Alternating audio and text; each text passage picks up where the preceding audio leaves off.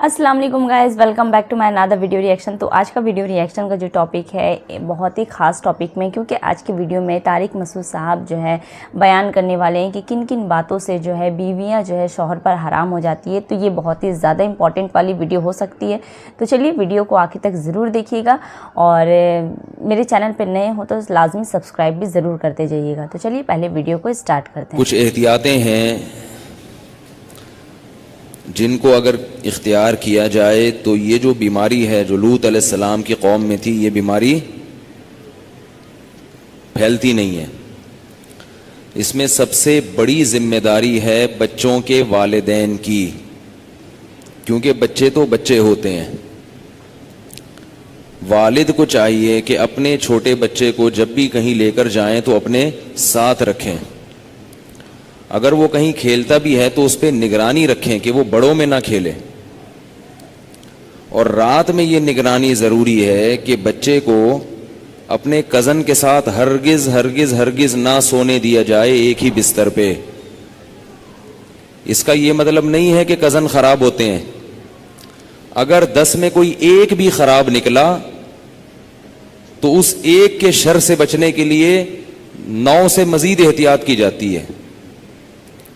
मुसीबत हमारे मुआशरे में ये है कि जब किसी को ये कहा जाए ना भाई ये कज़न है इसके साथ बिस्तर पे ना सो, तो लोग कहते हैं तो बहुत नेक है। कल तो मैंने बताया था कि नेक और बुरे का तो इससे ताल्लुक ही नहीं है। लेकिन अगर मान लो कि इसमें ये चीज़ नहीं है तो भाई फिर तुम कल जिससे एहतियात करोगे वो कहेगा मैं बुरा हूं और वो अच्छा है। मुझसे एहतियात होती है और उससे नहीं होती, तो इसका क्या जवाब दोगे आप? इसलिए शरीयत का उसूल क्या है कि सबसे एहतियात बरती जाए। तो बच्चे को कभी भी बिस्तर पे सोने ना दिया जाए अपने कज़न के साथ जब बच्चा 7 साल का हो जाए। 7 साल के बाद से एहतियात ज़रूरी है, चाहे वो कज़न कितने ही नेक हों कितने ही अच्छे हों। भाई एक उसूल है, ख़त्म, बिस्तर अलग। इसी तरह बच्चा अपने सगे भाई के साथ तो सो सकता है मगर बहन के साथ नहीं सो सकता। 7 साल के बाद बेटा बाप के साथ तो सोए, मां के साथ एक बिस्तर पे नहीं सोएगा। बेटी मां के साथ तो सोएगी, बाप के साथ एक बिस्तर पे नहीं सोएगी। बात आ रही है समझ में?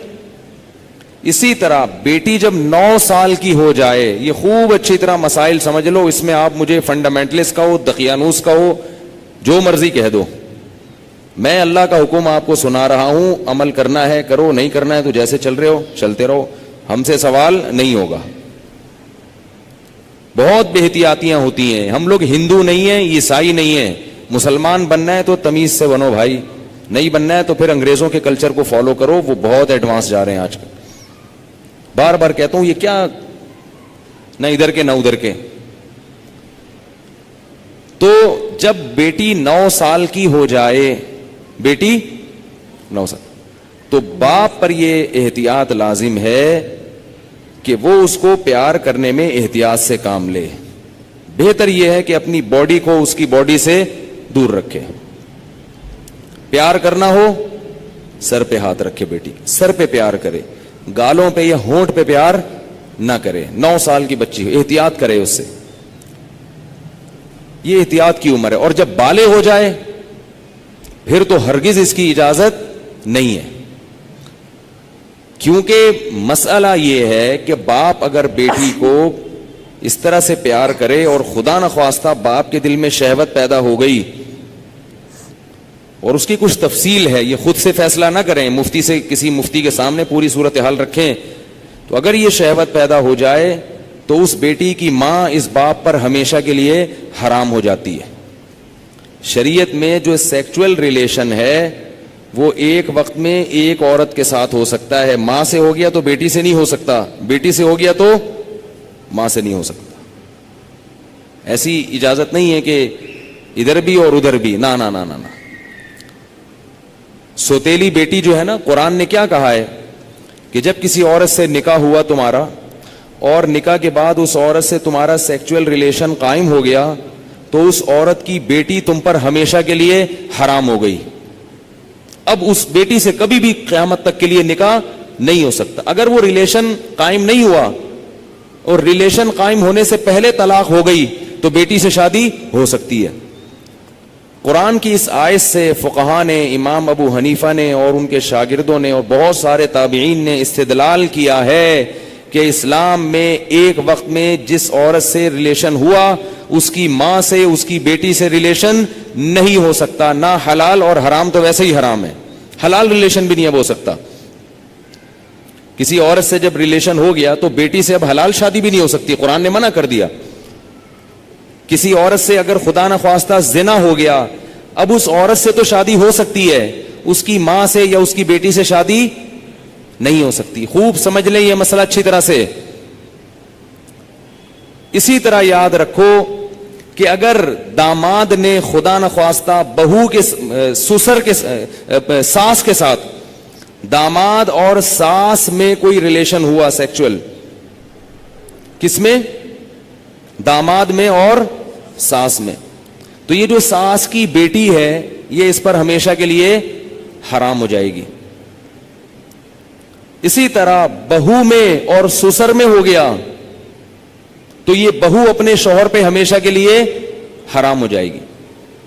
بات آ رہی ہے سمجھ میں؟ اگر کہیں ایسا ہوا ہو تو خود سے فتویٰ نہ دے دیں, کسی مفتی کے سامنے باقاعدہ رکھیں. بعض لوگ خود مفتی بنتے ہیں, اس میں کچھ ڈیٹیل ہے مزید, وہ میں ڈیٹیل اگر بتاؤں گا تو بہت لمبی بات ہو جائے گی. تو کسی کے ساتھ ایسا خدا نخواستہ ہوا ہو تو خود سے فیصلہ نہ کرے, کسی مفتی کے سامنے پوری, اس میں کچھ شرطیں ہیں. تو میں ڈیٹیل میں نہیں جا رہا, میں صرف آپ کو مسئلے کی حساسیت بتا رہا ہوں کہ احتیاط, بولو بھائی, ضروری ہے. کن رشتوں سے احتیاط ضروری؟ سگی بیٹی سے احتیاط ضروری, بیٹے کا اپنی ماں سے احتیاط ضروری, ساس سے احتیاط ضروری, داماد سے احتیاط ضروری. یہ وہ رشتے ہیں. سوتیلی بیٹی سے احتیاط ضروری. کسی عورت سے آپ نے شادی کی, اس کی بیٹی آپ کی محرم ہے, لیکن اگر اس سوتیلی بیٹی سے سیکچوئل ریلیشن ہو گیا تو وہ بیٹی تو حرام تھی, اس کی ماں بھی ہمیشہ کے لیے حرام ہو گئی. ایسے واقعات آتے ہیں, کسی خاتون سے نکاح کیا, اس کی بیٹی بھی ہے, اب بیٹی سے سر کی مالش کروا رہے ہیں, بیٹی سے پاؤں دبوا رہے ہیں. یہ کیا بے شرمی ہے بھائی؟ جوان بیٹی سے جو ہے نا وہ پاؤں دبوا رہے ہیں, سر کی مالش کروا رہے ہیں. اور بہت سارے ایسے واقعات آتے ہیں, فون آتے ہیں کہ جی جوان بیٹی تھی, اس سے ایسے میں کر رہا تھا تو مجھے شہوت پیدا ہو گئی, میں کیا کروں؟ کیا کریں بھائی, آپ کی بیوی حرام ہو گئی اور کیا کرو. حضرت یہ کیا, مجھے تو پتہ ہی نہیں تھا. شریعت کے علم, مسئلے کا علم نہ ہونا, اس سے یہ تھوڑی کہ شریعت ہی بدل جائے گی. آپ گئے پاکستان آئے, آپ کو نہیں پتا کہ لال بتی پہ گاڑی روکنی ہے اور ہری پہ چلانی, آپ کو پتہ نہیں تھا. لال بتی پہ آپ سگنل توڑ کے آگے چلے گئے, پولیس والے نے روکا تو آپ کہہ رہے مجھے تو پتہ ہی نہیں تھا کہ لال پہ رکتے ہیں. چھوڑ دے گا آپ کو وہ؟ تو اسی طرح اللہ بھی نہیں چھوڑتے کہ پتہ ہی کوئی نہیں, آپ کو پتہ ہی نہیں تھا آپ کو. تو یہ خوب سمجھ لیں, ان رشتوں میں احتیاط کی بہت سخت ضرورت ہے. اسلام پاکیزہ نظام بنانا چاہتا ہے. بہو گھر میں آئی ہے تو سسر کے لیے وہ بیٹیوں کی طرح ہے. جب بھی اس پہ نگاہ ڈالے, کیسی نگاہ ڈلے گی؟ بیٹی جیسے. اور اس کو ہاتھ نہ لگائے. پیار کرنا ہے بہو کو, سر پہ ہاتھ رکھے. سمجھ رہے ہیں؟ نہیں سمجھ میں آ رہی نا, کیا کریں؟ بہو کو پیار کرنا ہے تو کیا کرنا ہے؟ سر پہ ہاتھ رکھنا ہے بس, بیٹیوں کی طرح بس سر پہ ہاتھ رکھا بس. کیسے بے شرمی کے واقعات آ رہے ہیں. خواتین بتاتی ہیں کہ سسر صاحب آ رہے ہیں, وہ خواتین کئی خاتون آئی ہیں بہو امریکہ سے, سسر صاحب ایئرپورٹ پہ لینے پہنچے ہوئے اور گلے مل رہے ہیں اس سے.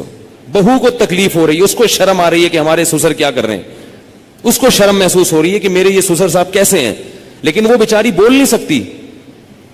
وہ بولے گی تو سسر کیا کہیں گے کہ مجھے باپ نہیں سمجھتی, مجھے باپ مجھ پہ شک کرتی ہے. کیوں بھائی؟ تو سسر کو مسئلہ سمجھا دیں. میں یہ نہیں کہہ رہا کہ وہ بیچارہ غلط ہوگا, ہو سکتا ہے وہ بیٹیوں ہی کی طرح گلے مل رہا ہو, اور ہر ایک کی سوچ غلط نہیں ہوتی, کسی سے بدگمان ہونے کی اجازت نہیں ہے. اصول ہیں بھائی. 100 آدمیوں میں سے ایک اگر غلط ہوگا تو اس ایک غلط کے شر سے بچانے کے لیے مزید 99 کو بھی منع کیا جائے گا. الحمدللہ ہمارے گھروں میں خیر غالب ہے. سسر بہو کو بیٹیاں کی طرح سمجھتے ہیں, بہویں سسر کو باپ کی طرح سمجھتی ہیں. ہمارے معاشرے میں ابھی شر کا عنصر کم ہے, خیر اس معاملے میں الحمدللہ غالب ہے. مگر یہ غالب ہی رہے تو اچھا ہے. اگر یہ بے احتیاطیاں ہوئیں تو خیر کم ہو جائے گی اور شر غالب آ جائے گی.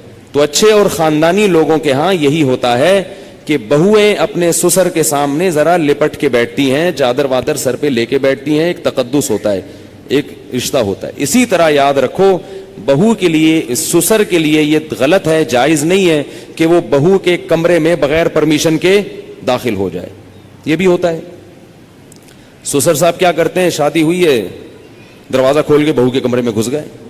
وہ بیچاری کس حال میں بیٹھی ہوئی ہے, کس حال میں لیٹی ہوئی, اور اس کو غصہ آتا ہے تو کہتے ہیں میں باپ ہوں, میں بھی پرمیشن لے کے آؤں. تو حیا بھی کوئی چیز ہوتی ہے. تو جوان بیٹی کے کمرے میں باپ کو اس طرح نہیں گھسنا چاہیے. بیٹی کا بھی باپ سے کوئی حیا تو ہوتی ہے نا. تو اس لیے ان چیزوں میں احتیاط برتو. ہم کسی پہ الزام نہیں لگا رہے, کسی پہ شک نہیں کر رہے, یہ سارے کیسز ہو رہے ہیں. ایک صاحب کہتے ہیں کہ میرے والد صاحب نے میری بیوی کے لیے چوڑیاں لاتے ہیں تو میری بیوی کا ہاتھ پکڑ کے اس کے ہاتھ میں چوڑیاں ڈال رہے ہیں. وہ صاحب کہہ رہے ہیں مجھے اچھا نہیں لگ رہا کہ میرے ابا میری بیوی کے ساتھ ایسا کیوں کر رہے ہیں. اس کو غیرت آ رہی ہے بیٹے کو کہ ارے ابا کیا کر رہے ہیں. کہہ رہے لیکن ابا کو بولو تو ابا کیا کہیں گے, مجھ پہ شک کر رہے ہیں, مجھ پہ شک کرتے ہو, میں کوئی برا آدمی ہوں, میں کوئی ایسا ہوں. تو بھائی شک وک کی بات نہیں ہے. ابا کو بتا دو ابا آپ بہت اچھے ہیں, بہت اچھے ہیں, لیکن آپ کو شریعت نے اس کی اجازت نہیں دی ہے کیونکہ اس سے شر پھیل سکتا ہے. سعودی عرب کے مفتی اعظم جو سابق تھے, بڑے پرہیزگار عالم تھے, ان کا یہ فتویٰ تھا کہ اگر ساس جوان ہو اور داماد بھی جوان ہو تو ساس کو چاہیے کہ داماد سے پردہ کرے, بہتر ہے, واجب تو نہیں ہے لیکن بہتر ہے. اسی طرح اگر سسر بالکل جوان ہو اور بہو بھی بالکل جوان ہو تو بہو کو چاہیے کہ وہ سسر سے اس زمانے میں پردہ کرے. تو ہم یہ تو نہیں کہہ رہے کہ پردہ کرے, ہم تو آسانی دے رہے ہیں.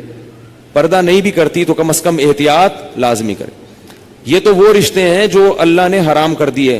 اور دیور کیا ہے, وہ تو موت ہے بھائی, حدیث میں آتا ہے. ٹھیک ہے اس سے رشتے حرام نہیں ہوتے, دیور سے خدا نخواستہ کوئی سیکسول ریلیشن ہو گیا تو نکاح پہ فرق نہیں پڑتا, مگر رسول اللہ صلی اللہ علیہ وسلم نے دیور سے اتنی احتیاط کا حکم دیا, فرمایا الحمو موت, دیور کیا ہے, موت. جیسے سب کچھ ہوتا ہے گھروں میں اللہ کے بندو, اتنا گھننا بننے کی ضرورت نہیں ہے. احتیاط برتو. جوان بھابھی کیوں دیور کے سامنے آ رہی ہے, کیوں فری ہو رہی ہے. ٹھیک ہے آپ کے گھر میں نہیں ہوتا, آپ کے ہاں اچھا ماحول ہے, لیکن یہ ماحول اچھا جب ہی رہے گا جب احتیاط رہے گی, ورنہ آہستہ آہستہ کیا ہوگا, خراب ہو جائے گا ماحول. تو یہ ایک بات تھی جو میں نے بتانی تھی آپ لوگوں کو کہ اس میں احتیاط ضروری ہے. تو اس میں گھروں میں احتیاط کیا کر رہی ہیں, لڑکے کو کزن کے ساتھ, فیمیل کزن کا تو سوال ہی پیدا نہیں ہوتا, میں میل کزن کی بات کر رہا ہوں, میل کزن کے ساتھ ایک بستر پہ سونے مت دو, ٹھیک ہے. اور جب وہ تھوڑا سا بڑا ہوتا ہے تو اس کی کزنیں جب آتی ہیں تو کزنوں سے ہاتھ ملانے, بول لو نا یار کیا ہو رہا ہے بھائی, جملہ مکمل کیا کریں, کزن سے ہاتھ ملانے مت دیں. اگر بچپن سے کنٹرول کیا تو کنٹرول میں آئے گا. براڈ مائنڈڈ بنانے کی کوشش کی تو خدا کی قسم بہت زیادہ براڈ مائنڈڈ بن جائے گا. اس زمانے میں تھوڑا نہیں ہے کوئی بھی, اس زمانے میں کوئی بھی چیز تھوڑی نہیں ہے. جو براڈ مائنڈڈ ہے نا بہت زیادہ براڈ مائنڈڈ ہے. پھر آپ ساری زندگی بولو گے مولوی صاحب کوئی دم وظیفہ بتا دو. مجھے لوگ کہتے ہیں وظیفہ بتا دیں بچہ ٹھیک ہو جائے. کہتا ہوں وظیفوں سے بچے ٹھیک نہیں ہوتے, وظیفوں سے بچے ٹھیک ہوتے نا تو پھر تو دنیا میں کوئی شر پھیلتا ہی نہیں. بچے ٹھیک ہوتے ہیں تربیت سے. ہر چیز عاملوں پہ ڈالی ہوئی ہے, وظیفے وظیفے بھی وہ عامل بتائے گا, اس سے اپنے بچے نہیں سنبھل رہے, تمہارے بچے کہاں سے وظیفے. جو عامل تمہیں بتایا نا یہ وظیفہ پڑھ لو تو بچہ ٹھیک ہو جائے گا, اس سے بولو تمہارے ٹھیک ہو گئے, تمہارے ٹھیک ہو گئے کیا. تربیت کرو اللہ کی بندو. یہ جو چیزیں بتا رہا ہوں پھر بھی بگڑتا ہے تو آپ سے سوال نہیں ہوگا. ہم اسباب کے مکلف ہیں, اور پھر ان کے لیے رات کو اٹھ کے دعا مانگو, اولاد کے لیے دعائیں پیغمبروں نے سکھائی ہیں وہ مانگو ان کے لیے.